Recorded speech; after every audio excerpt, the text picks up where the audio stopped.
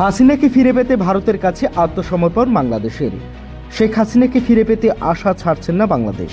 বুধবার আরও একবার সেই কথা মনে করালেন বাংলাদেশের বিদেশ মন্ত্রকের উপদেষ্টা মোহাম্মদ তৌহিদ হোসেন। তিনি জানান, একাধিক মামলায় সাজাপ্রাপ্ত প্রাক্তন প্রধানমন্ত্রী শেখ হাসিনাকে ভারত থেকে ফেরত আনতে বাংলাদেশ কূটনৈতিক প্রচেষ্টা চালিয়ে যাবে। তবে শেখ হাসিনাকে বাংলাদেশে আনা যাবে কিনা তা শেষ পর্যন্ত নির্ভর করবে ভারতের সিদ্ধান্তের উপর। আজ বুধবার বাংলাদেশের বিদেশ মন্ত্রকে সাংবাদিকদের এক প্রশ্নের জবাবে তৌহিদ হোসেন এই কথা জানান। তিনি বলেন, শেখ হাসিনাকে ঢাকার ফেরত পাঠাতে আমরা ভারতকে রাজি করানোর চেষ্টা চালিয়ে যাব।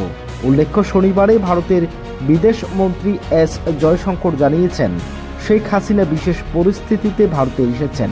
তিনি ফিরবেন কিনা তা একান্তই ওনার নিজস্ব সিদ্ধান্তের উপর নির্ভর করবে। এই বিষয়ে সিদ্ধান্ত মূলত হাসিনার নিজেরই। Report Tripura TV.